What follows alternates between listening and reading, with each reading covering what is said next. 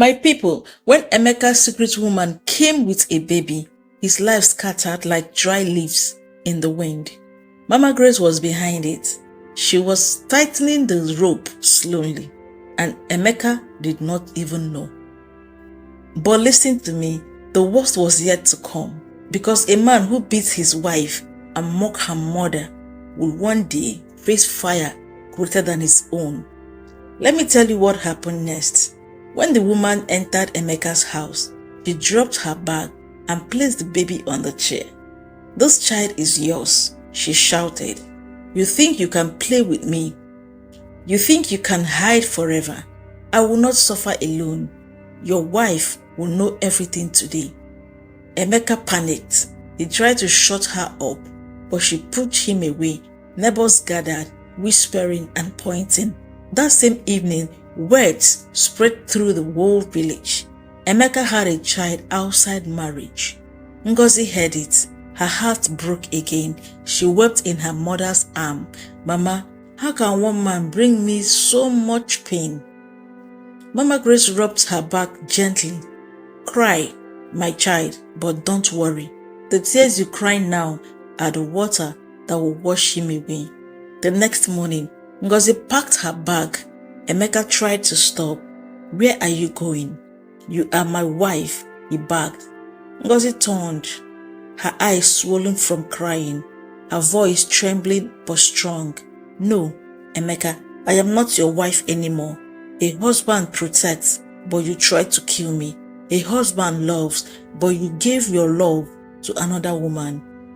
A husband is faithful, but you brought shame to my name. From today, I am free." She walked out, leaving him standing there like a tree struck by lightning. Mama Grace met her outside, took her hand, and said softly, "Don't look back, my daughter. Some doors must be closed forever." But my people, Emeka's trouble did not end there. The company he worked for reported him to the police. Investigation started. His other woman kept disturbing him for money. The men he owed returned with threats. It was as if the world was falling on his head at once. One night, drunk and frustrated, Emeka came to Mama Grace's house again. His eyes were red, his voice shaking. "You are behind all this. You cursed me. You destroyed my life." Mama Grace did not move. She only looked at him with pity. "No, Emeka, you destroyed your own life the day you raised your hand to kill my child. I am only helping you meet your judgment faster." Her calm voice broke him more than anger ever could. Days later, something strange happened.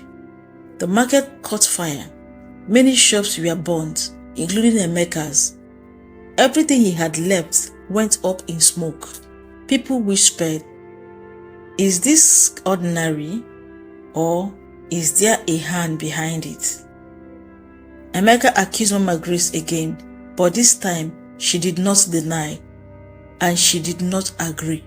She only told him, "Some fires are started by men, some are sent by God, but whichever this one is, it has come for you."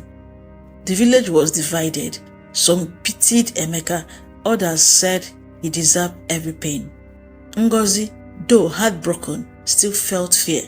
"Mama, maybe we should stop now. I don't want him dead. I just want peace." Mama Grace shook her head. "My daughter, peace is not given to you by wicked men. Peace is taken, and I will take it with my own hands." Now listen carefully. Emeka became desperate. He started hiding. He begged his friends for help, but they rejected him. He went to his family, and they told him to face his own sins. His pride melted, his wealth vanished, his respect turned into mockery. One night, he came secretly to Mama Grace's compound. He knelt down, crying like a child. "Mama Grace, forgive me. Please, I beg you. I will never touch Ngozi again. I will change. I will be a better man." Ngozi, watching from a doorway, felt pity. She whispered, "Mama, maybe we should let him go. He is broken already." but Mama Grace's face was stone. She looked at him and said, "You made my daughter's blood spill. You left her for dead. Do you think tears can wash that away? Emeka, the world is not done with you yet." And truly, the world was not done. The very next morning, police came with handcuffs. Emeka was dragged out of his hiding place like a common thief. His crimes, fraud, theft, domestic violence, all of them had been reported. And who was the secret whistleblower behind every case? Yes, Mama Grace. The whole village gathered, watching as Emeka was thrown into the police truck. Some people shook their head, some clapped, and others whispered, "A mother's curse is heavy." But my people, just when you think the story has ended, something darker was waiting. In prison, Emeka sat in the dark, broken and bitter. He thought Mama Grace had destroyed him completely. But then, a visitor came. It was his older woman, the one with the baby. She sat down across the table, her eyes cold, her lips trembling with anger. "Emeka," she whispered, "you thought you could fool me too. But now that you are here, I will take everything you left outside. Your land, your money, your name, all of it will be mine. You are finished." Emeka's eyes widened. For the first time, he realized his greatest punishment was not prison. It was losing everything to the very people he once used. And the person who made it all possible was still Mama Grace, watching quietly from a shadow. In prison, Emeka thought maybe time would heal things. Maybe people would forget. But Mama Grace did not forget. Every week, she made sure new evidence reached the police. Every month, she spoke to lawyers, pushing the case. And Ngozi, she tried to move on with her life, but each time she looked at her scars, the fear returned. Sometimes, she even told her mother, "Mama, let's just forgive because God will fight for us." Mama Grace shook her head every time. "My child, God gives mothers hands for a reason. When a man pushes you to the edge of the grave, sometimes God waits for your own hand to push back." Months later, Emeka was brought to court. The room was full. Villagers, journalists, family members, everyone wanted to hear the judgment. The prosecutor read out his crimes: theft, fraud, assault, attempted murder, and so on. Witness after witness stood up. Neighbors spoke of Ngozi's cries at night. The company director gave evidence of his fraud. Even the other woman appeared, telling how Emeka abandoned her and the baby. Emeka sat there, sweating, looking around for someone who defend him, but no one did, not even his own family. And when Mama Grace walked into the courtroom, silence fell. She wore a simple black wrapper. Her face was calm. She said only one sentence: "Judge, this man left my only daughter to die on the roadside. If not for God, I would be burying her by now. Whatever judgment you give him, let it be heavy, so no man will ever try such again."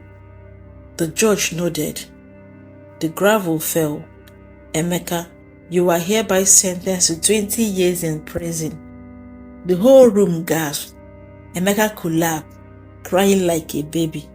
You may think the story ended there, but Mama Grace was not done.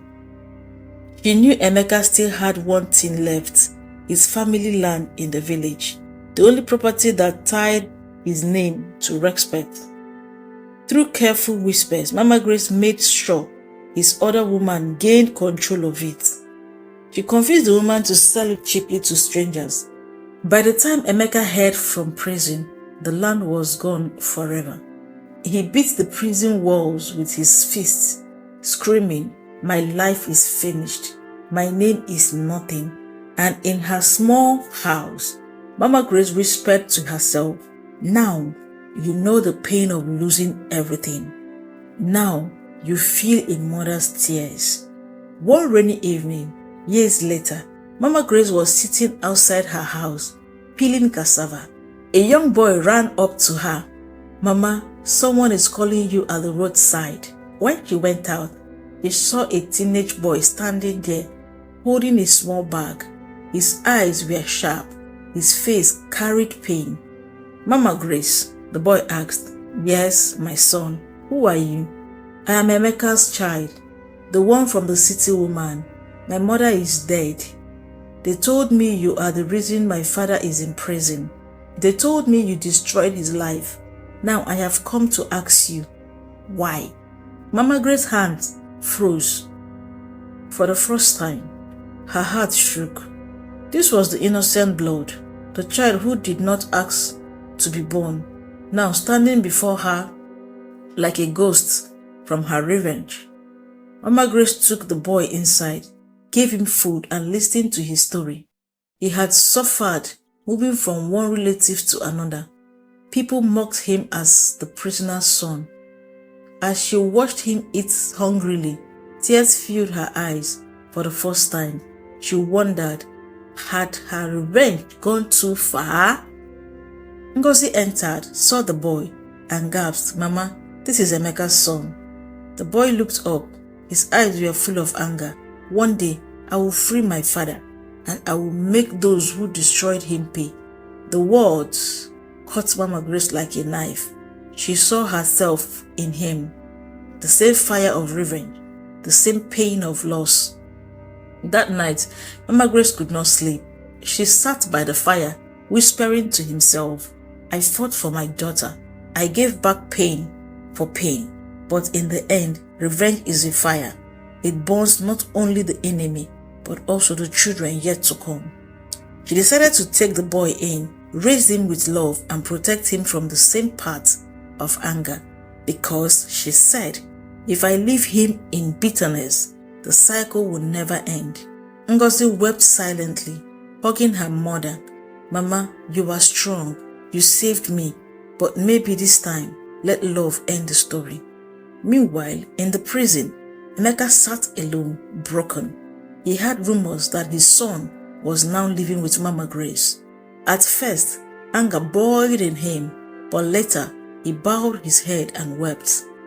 He whispered, "Maybe this is my true punishment, not the chains, not the walls, but knowing the woman I tried to destroy is now raising my bloodline. And so, my people, that is the story of Mama Grace, the mother who turned her tears into revenge. She fought a wicked man until he was left with nothing. But in the end, she also learned that revenge has two sides. It brings justice, but it also leaves scars that never fade. Remember this, when you hurt a woman, you are not only fighting her, you are fighting her mother, her children, and even the generations to come. So think twice before you raise your hand, because sometimes a mother's silent revenge can shake the earth itself.